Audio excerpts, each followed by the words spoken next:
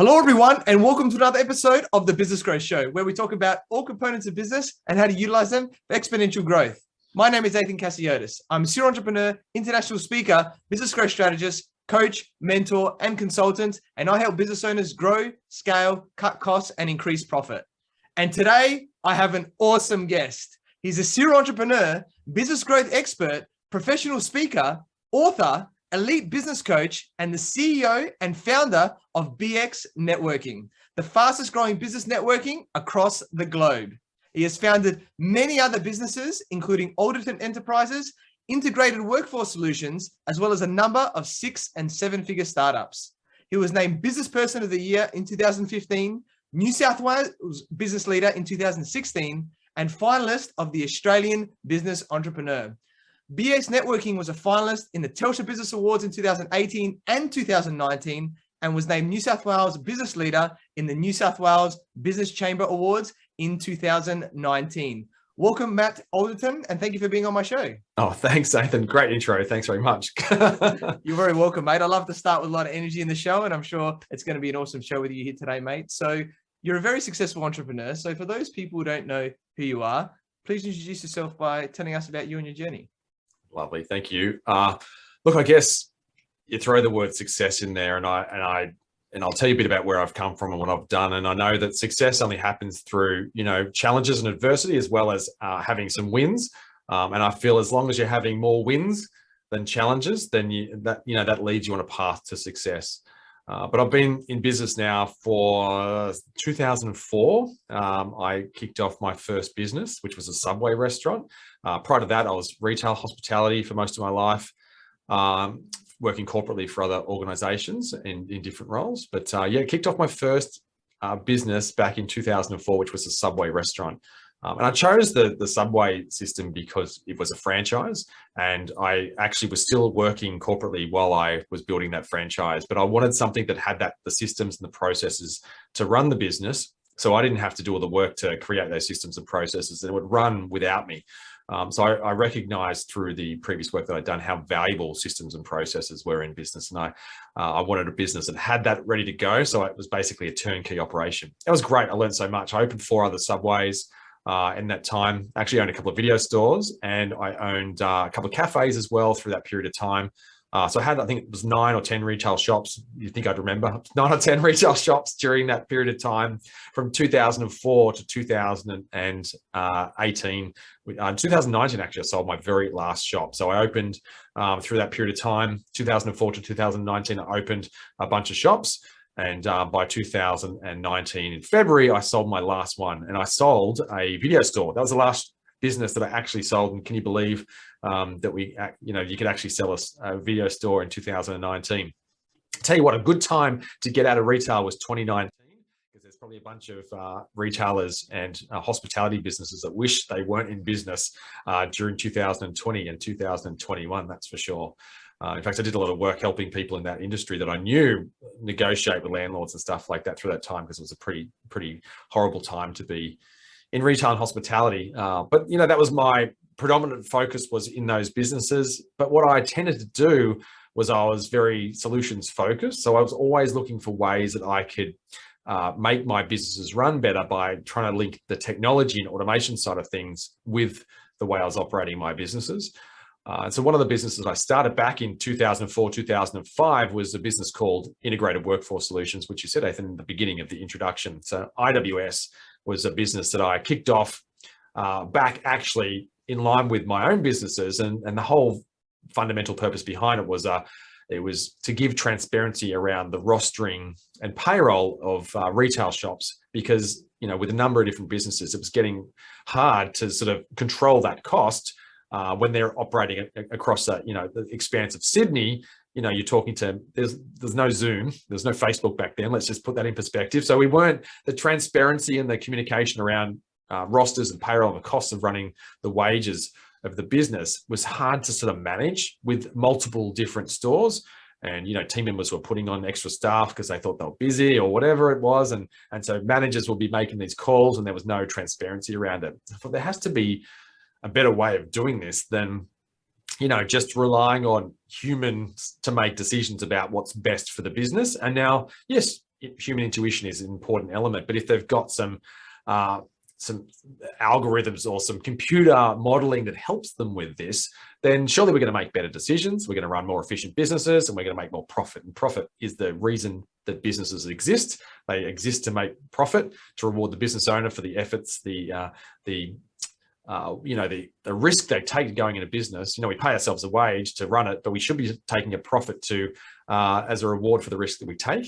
And so I wanted to know how we could make these businesses more efficient, run more profitably, and reinvest in our team and our businesses and keep growing.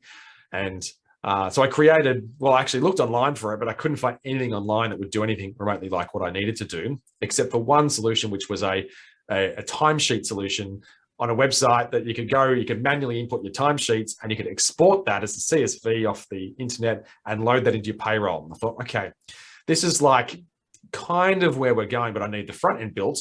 I'm going to run the timesheet element to it, and I'm going to connect it to my payroll so that there was no data entry happening, there was no room for error, and there was a faster turnaround time, and some efficiencies with an office admin, but also the transparency from rostering. So I worked with this company that was doing the timesheets to create something for me, and when we created that, and we're running that in our businesses. Soon we just had some other Subway franchisees going, "Well, I've heard what you're doing there. Can I find out more about it?"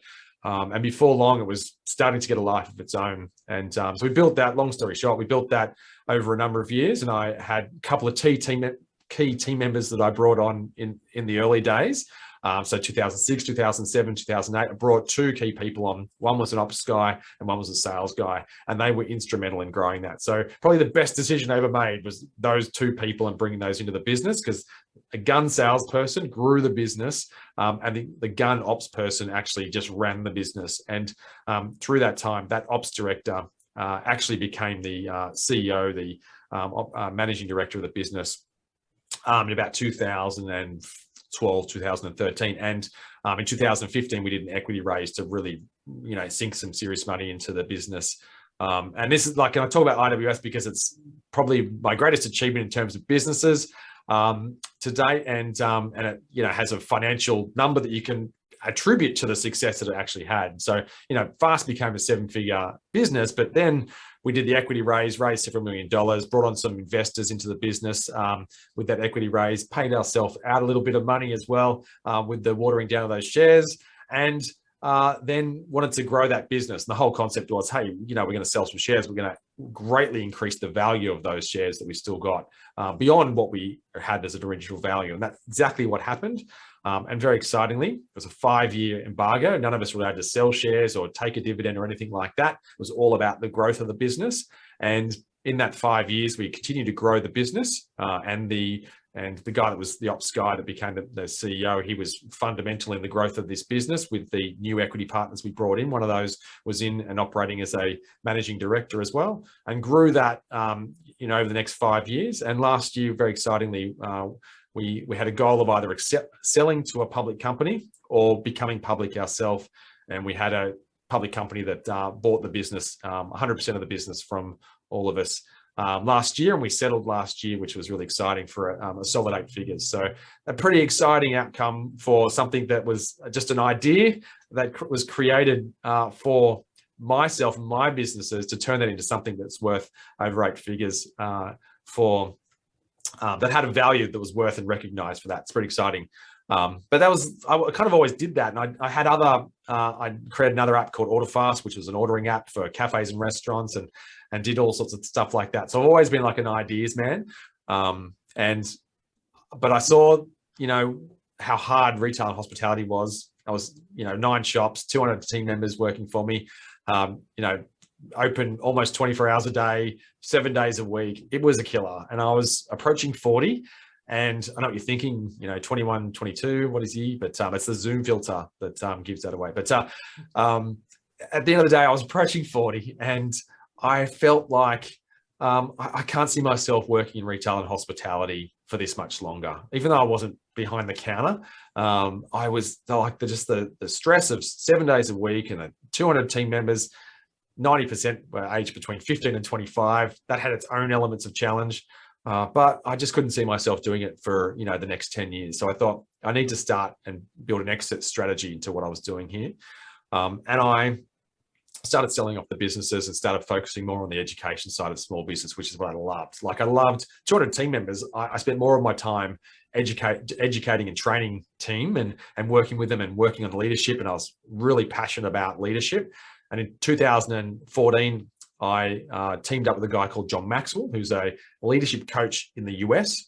And I did a 12-month training program with him. Then I went over a season, spent 3 weeks, almost 4 weeks with him and his team, and being mentored by his team to basically coach, train, and speak in his teaching material. And John is like the #1 leadership guy worldwide. He's like the absolute gurus. I think he's written 70 books on the topic, speaks for $250,000 at events. Like he's the #1 guy when it comes to leadership. And I was very fortunate to spend time being mentored by someone of that caliber, and then being given, rights to be able to use and speak and train in his material. And so I started doing that back in Australia after that. And I just loved it. I loved working with small business owners and corporates and leading and training and doing lots of stuff. And I went, this is what I want to do. This is where my passion is at. And so I created a business called BX, and I was running events with 500 to 1,000 people. I was seeding in a 12-month program into the event. I'd have great speakers like Naomi Simpson, John McGrath, Mark Burris, those kind of people along. And I was building a 12-month program of business owners to help them grow and scale their business. And through that, I was often getting feedback saying, you need to do more networking. So I'd do a feedback survey after every meeting or after every event. And it was always like, more networking, more networking, more networking. And I was an avid networker. So I was doing a lot of networking myself, and I was building my business off networking. I was in multiple different networking groups and chapters and all sorts of stuff. And I knew that networking was a really fundamental way of growing your business. But I did have an overarching kind of feeling that networking was not really being done well, and could be done better. And some were doing okay, and some had a philosophy that had been working for decades. But I feel like we'd moved as people, and the networking models we've had in the past didn't move with the people and the times.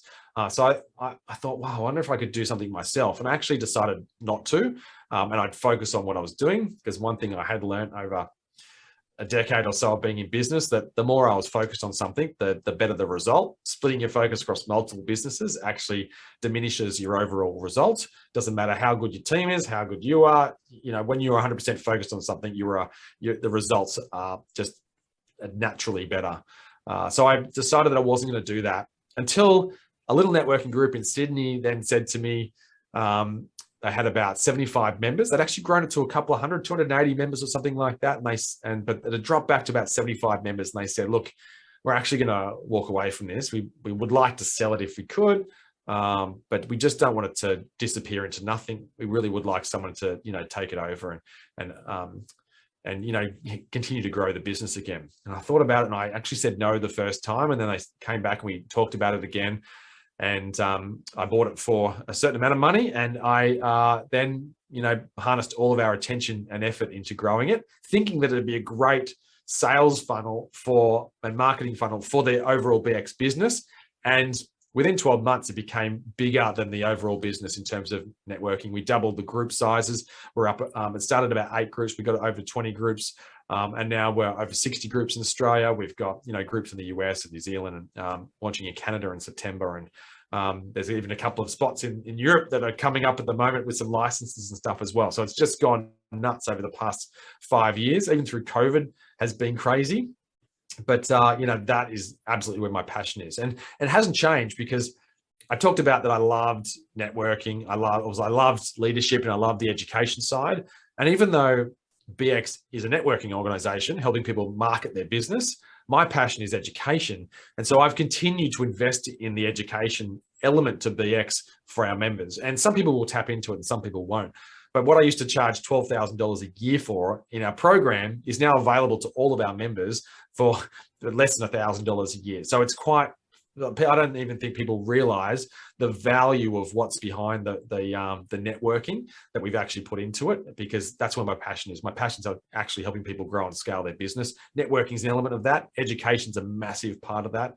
And I know that success in small business is narrowed down to about 4% of business owners. In fact, only 4% of businesses actually get to 10 years in business, and it's crazy. So, my passion is helping people not be part of that 96% and be part of that 4%.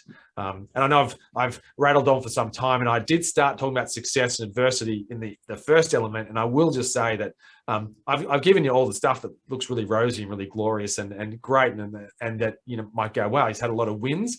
But I've also had a ton of knockbacks, a ton of challenges, and one in particular that cost me $750,000. And it was, a pretty serious, almost decade-long challenge that we went through with that, with a particular business partner in the very early days of business who decided that they weren't going to do some of the things and weren't going to contribute the money and took some of the money. So I've had some pretty tough times as well. But as I said at the beginning, all you need to do is get back up again and keep fighting another day. And it's amazing. The wins you look for, sometimes you get knocked down so many times, but you just got to get up one more time because that win is around the corner. And I've found that even when I thought this was insurmountable, I'm just amazed that I just, that one extra day of pushing through, and I'm like, wow, like I would have missed this win had I not got up today and to fight another day. So it is quite amazing that it's just a matter of pushing through sometimes. Yeah. Yeah. Amazing, mate. I love that. What a story. And I think it just paints a picture of entrepreneurship in general, that persistence and, what's possible, right? Anything's possible with yourself and the right people around you. So love it, mate. And let's get a bit into the BX networking now, because that's obviously your core focus at the moment. And it's obviously grown rapidly globally outside of Australia as well. So obviously referrals and referral partners, are a great way to connect, with prospects and clients. So do you want to maybe share a little bit about how powerful referrals are, to grow our business as well? Yeah, totally. Look, this comes back to the point I made when I started doing the networking, is that I felt that we were missing the mark in terms of the type of networking we were doing. I feel like traditionally networking is a very transactional event. It's seen as a sales opportunity as opposed to a marketing opportunity. And this is the biggest paradigm shift, because networking is not about sales at all. It is 100% a marketing activity. You're building your marketing funnel, and referral partnerships are part of your marketing strategy. And so a referral partnership, just to, dumb this down, a referral partnership is a partnership you have with another business that serves all the same types of clients that you serve in your business, that doesn't compete with you. So to flip that over, if you can picture in your mind right now, your favorite client is obviously doing, spending money with other businesses out there besides you. Those other businesses that your favorite client is spending money with are going to be your ideal referral partners, because they're going to have other clients just like your favorite client that you can work with, that can then, then you can sell to those clients. But what I believe is the best thing about a referral partnership is, and I'll use an example, like a mortgage broker and a real estate agent. So a mortgage broker is finding people money to buy homes. A real estate agent is finding people who want to buy a home. They're finding the home for them. And they're therefore the two things that each need. So to buy a home, you need money. When you've got the money, you need a home. So you can see these two different businesses, the real estate agent and the mortgage broker, are great referral partners. And I know that this happens all the time. It's a great example because everyone can relate to this. Everyone has bought a home. And as a home buyer, if you're sitting in front of the real estate agent and you say, I love this house, I want to make an offer, and the real estate agent says to you, have you got all your finance organized? And they're like, oh, not yet. I'm like, well, let's get our ducks in a row here. I know a great mortgage broker, and I'm going to introduce them to you. I give lots of clients to this person because I know they really look after their clients. They can turn around the finance fast, and they work really closely with us to make sure everything happens in the time frame that we need. Now, that real estate agent has prospected this client on behalf of their referral partner, the mortgage broker. And so what we find happens is, when that connection takes place, when they introduce that home buyer to the mortgage broker, it's like, hey, home buyer, meet this mortgage broker. They're amazing. They're going to help you out with what you need. They've already pre-framed the conversation that takes place. So when the mortgage broker hops on the phone, it's not like, buy my thing, buy my thing. It's like, hey, how you going? Let's get you started. How can I help you today? It's not a sales conversation even at that point. the person's ready to buy. They've already been edified. It's been warmly introduced and the person needs that service. So there's no sales process that takes place. It's an onboarding process. And that's the perfect referral partnership where your referral partner is prospecting their clients on behalf of you all the time and only sending the ones that are ready to buy across to you. And likewise, you're doing the same for your referral partners as well. You're talking to your clients and you're introducing your clients to your referral partners when they're ready to buy. If they're not interested, it doesn't matter. And it's brilliant. And I used to do this when I did coaching. I don't do a lot of coaching now. All the time, I would sit down with my clients. I'd talk through what they're doing in business very early as well, like first conversations, and I'd be working out how I can help them. But those questions are also leading me to the introductions that I need to make to help them move forward in their business as well. So if they're struggling with sales, I'm going to introduce them to a sales coach. If they're struggling with managing their accounts, and I say, do you use an online accounting software solution, so a cloud-based solution, and they're like, oh no, I'm using Excel or Google Sheets. I'm like, okay, I'm gonna hook you up with QuickBooks Online, a referral partner of mine. I'm also gonna maybe introduce you to a bookkeeper who can help you get some structure into setting this up and that as well. Like those conversations lead to great outcomes for the client, but also great outcomes for the referral partner as well, because you don't have to sell. They're warmed up. They're ready to go. They're ready to buy. And that's the ideal referral partnership. And now, so coming back to networking, what we do is we walk into a room counting heads and thinking, who's going to buy from me? Whereas if we think of the people in the room as the people to introduce us to our referral partners, then the opportunities are endless. Because every meeting, we might get introduced to a new person or a different type of referral partner, as opposed to one-off transactions in the room. And let's face it, if you start selling to people in a networking environment, it actually turns them off buying.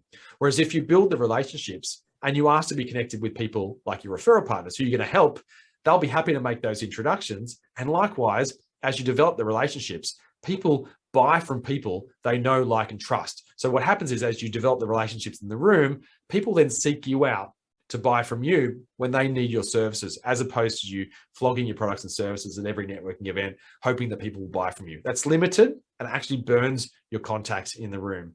So that's a real paradigm shift. And it's really interesting because we're in the US at the moment. We've just launched there in March. We've launched 2 meetings over there in March. We've got a couple more opening and, lots of groups opening, but the paradigm shift is so intense over there. They're so stuck in that mindset of where they've been, and they haven't been exposed to BX, and everybody is back in this old model that I felt like I was almost banging my head against a wall trying to get the message through. But I've seen the change. The first meeting was like, everyone's like, buy my thing, buy my thing. And I'm like, guys, like, let me talk through this process. And it didn't change at meeting number 1. Meeting number 2, we found that some people were starting to get it. And then we started having people go, oh my goodness, I actually get this now. I get, like, people are having light bulb moments, like verbally having light bulb moments in the meetings. I'm like, yes, like we're making a difference, because partnerships are where the real growth is at. If you network for a transaction, you're going to get bored pretty quick. You're going to not get a great return on investment, and you're going to burn through your contacts really quickly as well. Even if you're doing it the way some people are doing it now, is saying, connect me with my clients, so give me direct referrals. People struggle to make those direct referrals because we don't necessarily know when our friends and family and other contacts need the products and services of other businesses. We know when our clients and referral partners know when their clients need the products and services of other businesses. And that works because we're talking to them about their needs. We're understanding their business as part of that client relationship. So that's the big difference between, most other networking where BX is at. And that's why I get so excited, because I love helping other people, and other people love helping other people. And that's what this whole networking is about. It's about collaboration and helping and supporting other business owners. Yeah, love it, mate. Really powerful. Love that simple paradigm shift about, it's not about sales, it's about marketing and who they're connected to and everything like that. Really powerful. And obviously networking can be done, in person now that we're, sort of mostly post-COVID or online at the same time. So do you want to maybe share, I guess, the benefits of doing both? Because I think there are benefits of having both of them, and maybe some other things that maybe you guys are doing a little bit differently than others as well. Yeah, it's a great question, and so topical right now, because people are kind of zoomed out, to use the phrase. Like, we've been online so much over the last couple of years, and so what's the balance, and what should you be doing, and what gets you the best results? So all good questions.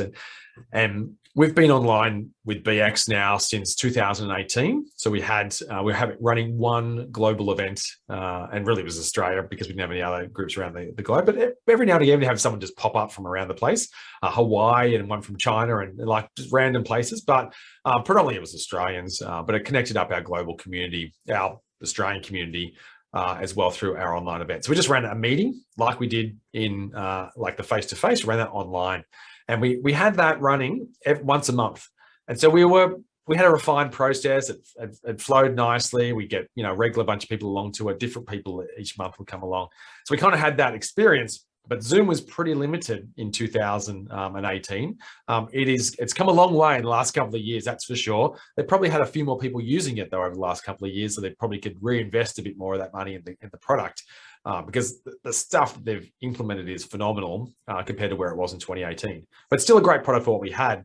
But then when 2020 came and the PM at the time on the news, and I think it was the 22nd of March. The reason I'm pretty sure it was that date because that was my birthday, and there was and my family was over, and they had a press conference, and he said we're going into a nationwide lockdown. I felt my heart sink because I thought, how we've been talking about it for 2 months. So my ops director and I have been putting plans in place to roll to virtual. But I remember I was sick on the stomach. I thought, all this work we've done, will our community embrace this? Will the business continue to do what we were doing? And can we continue growing? And it was heartbreaking. And I was pretty devastated by what was happening, as well as the fact that it was pretty scary times for people. Like, we'd never experienced a lockdown before. We didn't know what that was. We didn't, the virus was a concern. We were all worried about that as well. And, the media was obviously sensationalizing it because it dominated every news cycle, all over the place. So it was pretty stressful times for everybody. But we'd been talking about it from sort of February, the beginning of February, about what it would look like if we went into lockdown. We're actually kind of joking in the first conversation because we never saw it happening, but we just, there was that talk around the globe that, this is the way to combat an epidemic and a global pandemic. And so we thought, okay, well, what would we do? And we thought, we'll just upscale our onlines now. And we started to talk about it. When they made that announcement, the following week, the first week of lockdown, we flipped into 8 online events in a week. And that was 8 online BX online events matching our face-to-face meetings. And then we started to implement some other marketing opportunities for our members as well into that. And we were blown away and overwhelmed how positive it was. And our focus was, hey, right now, business could be, for most people, a pretty stressful time. And the best thing we can all do is work together to help each other and to work through it and stay connected and continue to be part of this community.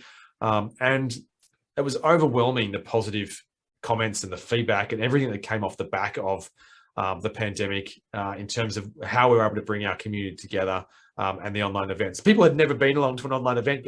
We're all saying, they're constantly saying, wow, you guys have just turned this around so fast and the format's great. And we're like, yeah, I've been doing it for 2 years, but sure. But we found through that time there that states were in and out of lockdown and all this sort of stuff. So the online element was so valuable when people could not connect. And our Victorian friends, like, I think they spent the equivalent of, like, I don't know how many months it was. It could be like almost 12 months in lockdown when you add it all up or something like that. It was a crazy amount of time. And many of them said, to be honest, my business wouldn't be here if it wasn't for BX, because I would have had no way to market it.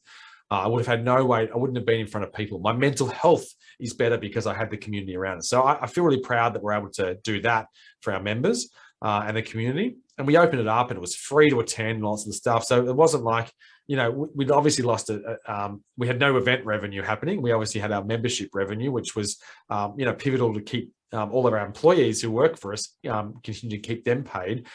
We lost all our event revenue, all our cafes and stuff were, closed and all that sort of stuff as well. But they kept the fires burning for our members as well. And as we've transitioned out of that, especially this year, we obviously toned down. We now run 3 events online for Australia. We run a New Zealand event hosted in New Zealand. We run 2 US events as well. So we're kind of still running 5 events now, but with a much bigger audience because we're a couple of years down the track. And we've found that the hybrid online versus in-person is actually a great way to network. And the true value actually is when you go to a networking room and someone says, oh, I'm looking to connect with accountants. So if you know an accountant, that'd be a great referral partner for me. Most people sit there, and probably accountant's a bad example, or in a good example too, because once you've referred your accountant, you're kind of like, I don't really know any others. And so you stop referring accountants, or you've just referred your accountant to every person over a series of 20 weeks who's asked for an accountant. So your accountant's going, okay, stop with the referrals. Whereas what happens is with BX, you can obviously attend any of the locations across the network. There's no exclusivity with category types. You're not locked into one location, so you can network outside each room.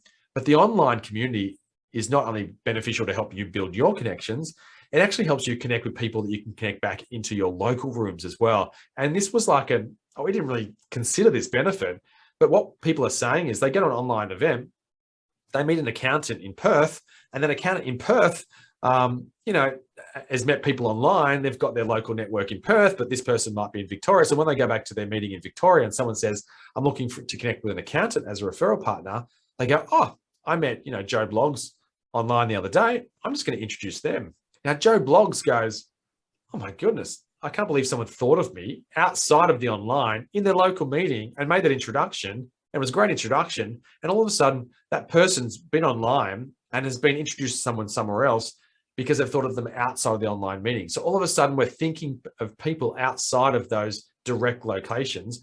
We're also adding enormous value back into our local rooms because we're connecting people up with a global audience. And it's phenomenal. So we've never really considered that global impact of those online events and being able to introduce people locally that we've met globally. And the US component is huge. And what we found is that people in the US are looking for trusted partners, not just to have as referral partners, but to buy from.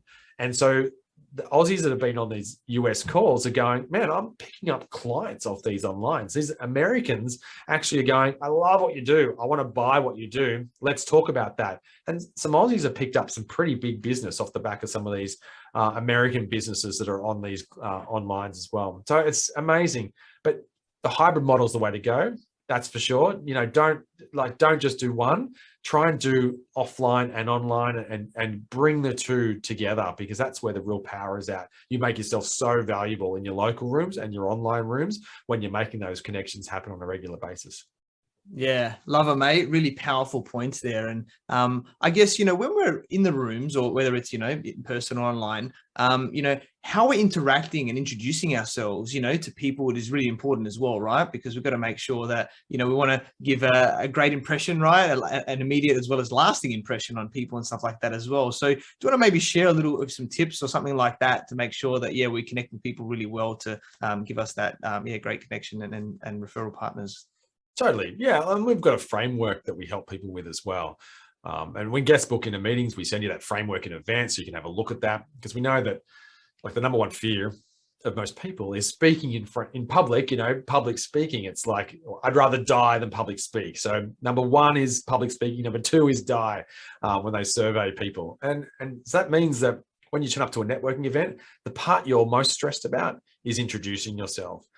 So I know that if you're prepared for that, it's a much easier process than if you get there and to try and wing it.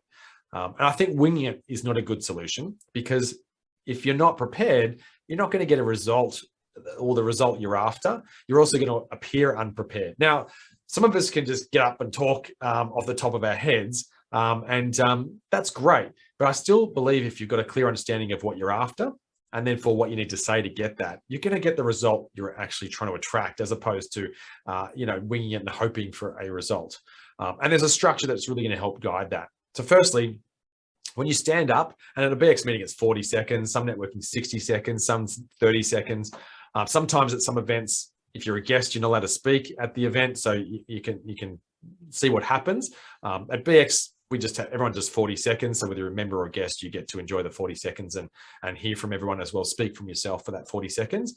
Now that 40 seconds works a little bit like this. Tell people who you are, which is important. Get up and say what your name is and what your title is and what your business is. And then what you do. So this is important because people often, like I hear this all the time, people, they get up and they talk about who they are and they sort of talk about what they do, but I still kind of go, I'm not sure. I feel like they're an accountant, but they said I'm a growth specialist, a financial growth specialist. And I'm like, is that an accountant or is it a financial planner? Or so I say, don't get creative with the what. Just be really clear so people can go, they're an accountant, or they're a finance broker, or they're a mortgage broker, or what it is. Just make it simple is important. So who you are, what you do, and then why you do what you do. Now, there's a guy called Simon Sinek who does a famous TED talk on why and why. So the why is so important, because people don't buy what you do, they buy why you do it. If you're going to move people to take action and make those connections, and of course we're not selling, but we still want to help people make a conscious decision to write a connection for us, to connect us with our ideal referral partners. So if you build the why into your introduction, people are then moved to take action. And the why should be something that's emotive, something that when you're talking about your why, it should give you goosebumps. It should give you that feeling inside that makes you want to it makes you excited and emotional when you're talking about it. And if it doesn't, you need to take some time to reflect back on that why. And what I would encourage you to do, if you're having trouble articulating that, go and watch Simon Sinek's TED Talk on why. It is powerful. It's like 18 minutes, and it's like, it'll change your mind. It'll blow your mind in terms of how you think about your business and how you're talking about your business.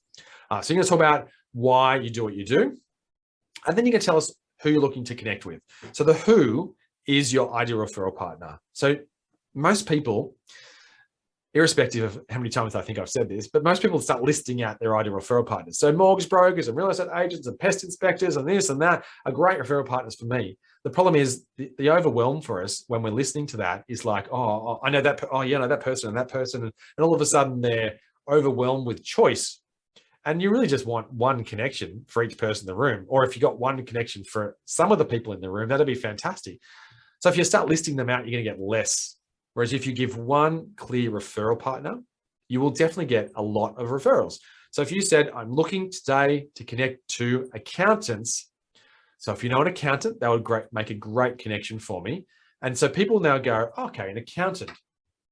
Now, you've still got time up your sleeve here to do two more things, about 15 seconds if you time it out the way we suggest.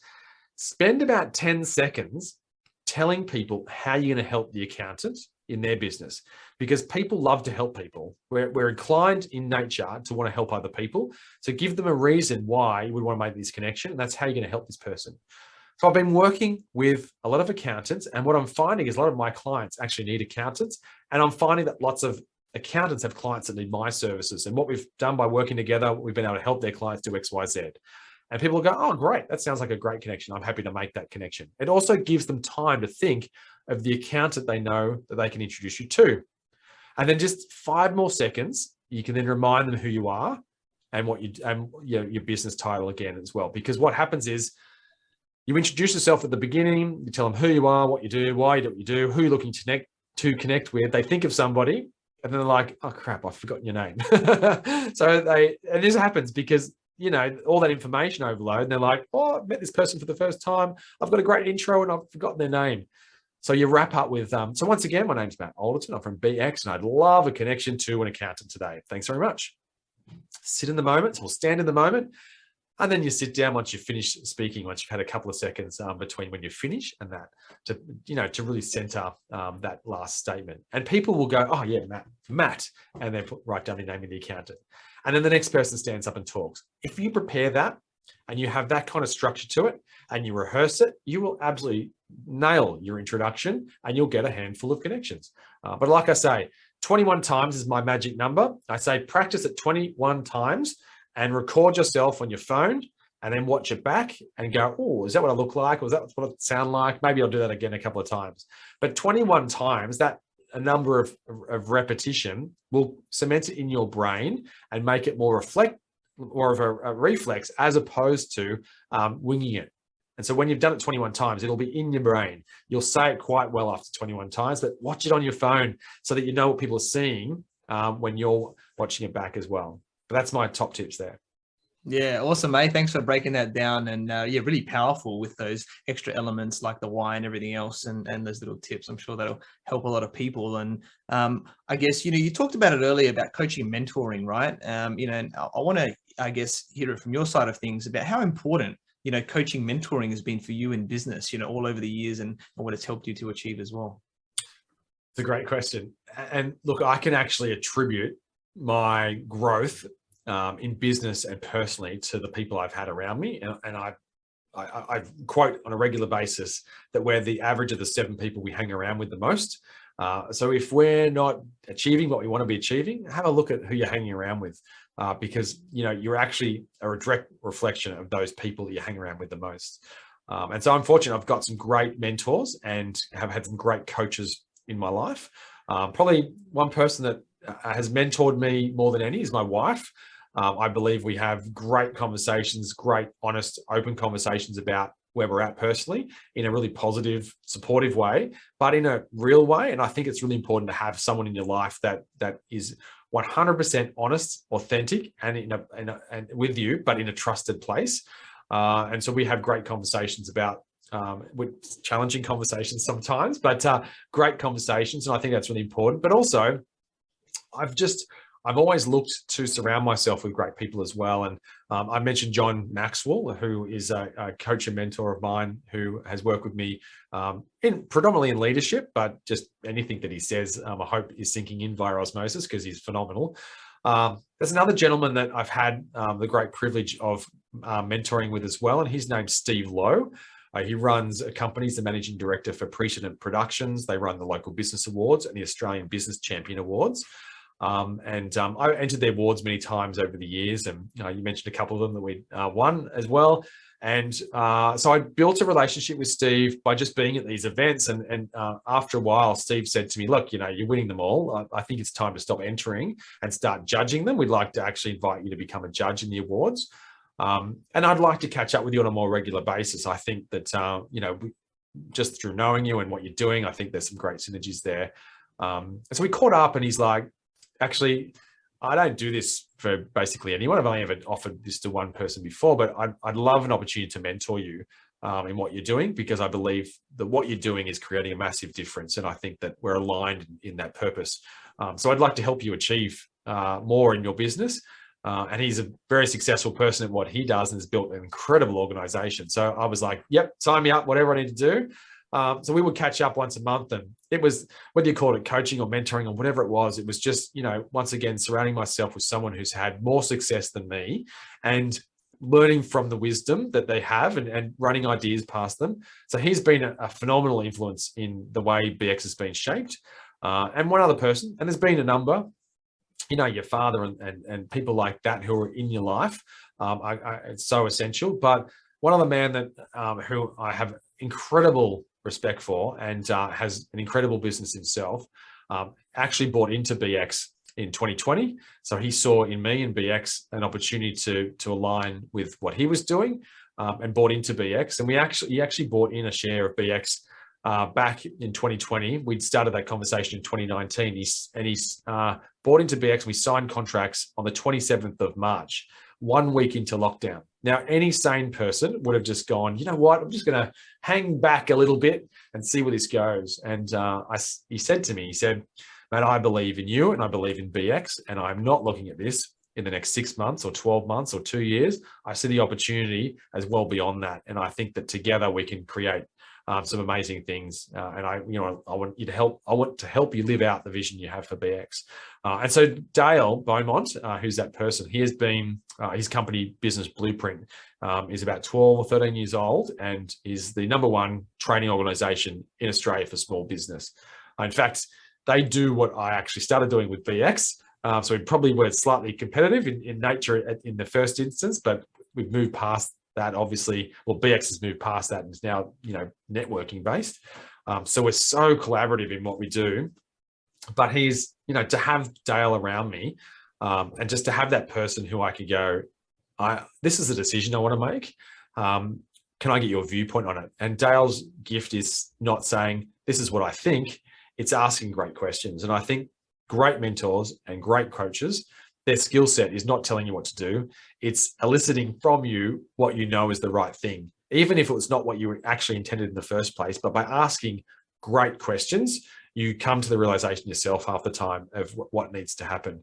So I think great leaders and great coaches ask great questions. And to me, all those people that I've just listed there and many others have always asked great questions, because we have the answers within us.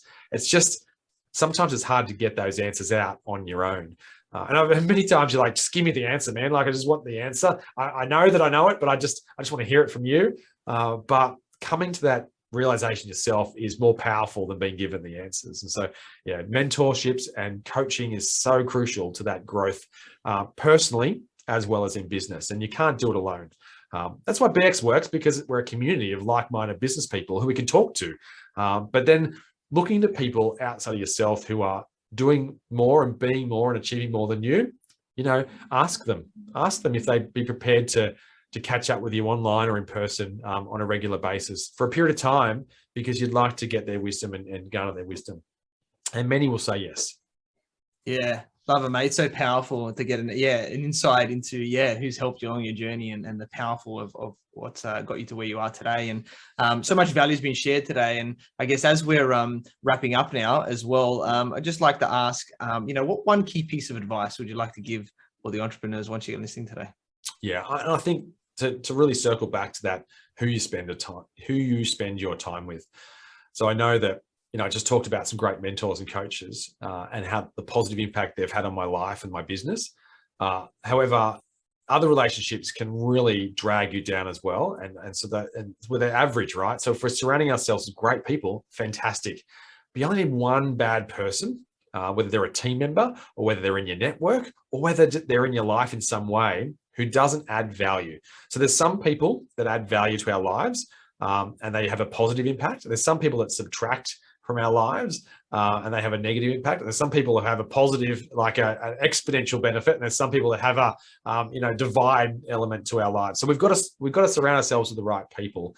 And I know that some of the key people that we have in our business advice, like financial advisors, accountants, man, I've had some great accountants. In fact, I have a phenomenal accountant now who's completely aligned with me and my vision for my business. I've actually had some pretty bad accountants in the past as well. One of which I can basically almost solely lay the blame of $750,000 at his feet. The only reason I don't say wholly and solely is because, I chose him, I stuck with him, and, I probably trusted far too much in that relationship. So that, there's always fault in every relationship on both sides of the equation. But those relationships, they're going to make or break us. And I think that those relationships in our lives are the key to our success or our demise. So find great people and surround yourself with them. And as you grow, maybe those people some of them need to move on out of your life, and you need to find some other people to surround yourself with as well. Because relationships, they're for a season, a reason, or a lifetime. And it's okay to say goodbye to some of them. In our life, we divorce people in our marriages, and we accept that as a reason to move on. But in our personal circumstances, our friends, sometimes we're like, oh, I couldn't possibly let that friend go because, they're a friend. But if they're subtracting from your life, maybe it is time to make some separation with that. And an employee, I always say, hire slow, fire fast, because if someone's not right for your organization, move them on, because it's not just costing you, it's costing every team member around them as well. If you're feeling it, everyone else is feeling it as well. It's actually affecting your whole business. So hire slow, make good decisions and the right decisions, but fire fast. When it's not right, go through the legal processes, obviously, but if they're not the right people, it's time to move them on as well. Yeah, amazing points there. Completely agree there. And we connected through our networks where I learned about your awesome journey from founding many businesses to now being the CEO and founder of BX Networking, the fastest growing business networking across the globe, where you help people unlock the power of referral marketing, among many other things. You're an awesome guy. I'm sure everyone will agree. And I'm sure you'll continue to help business owners with a better way to grow their business. I'm very grateful that we connected, and I look forward to working with you in the future. So Matt, how can people find you and get in contact with you? Thank you for your kind words as well. And I would love, we want to just help as many people as possible. And so if you would like to find out more about BX, you can just jump on our website, bxnetworking.com, and you can find a location that's near you, or if you're not near one of our face-to-face events, well, if you want to launch one in your area and it's not there now, let us know. We can help you out there. But jump onto an online event, find out more about it. And the online events are complimentary. And there's a small meeting fee, obviously, because there's breakfast, lunch, and dinner included in the events as well. So jump on and jump into one of those and enjoy it and meet a bunch of our network there as well. We'd love to help you build your business and grow your network and introduce you to the rest of our network as well. But yeah, bxnetworking.com, the place to be. Yeah, awesome, guys. Definitely check out bxnetwork.com. They do it differently, definitely. And thank you to everyone for watching and listening to this show where we talk about everything on business growth. And please like, subscribe, and leave us a 5-star review. You can find me on Facebook, LinkedIn, Instagram, and YouTube as Athin Cassiotis, or visit my website, athincassiotis.com. If you want to grow and scale your business, you can reach out to me on any platform to see if we're a good fit, so I can help you to grow, scale, cut costs, and increase profit in your business. I completely agree with you, or do I? The only way we know is if you tune in next time. So until next time, remember that our business grows when we learn skills and take action using them in spite of fear. So remember to design your growth and results.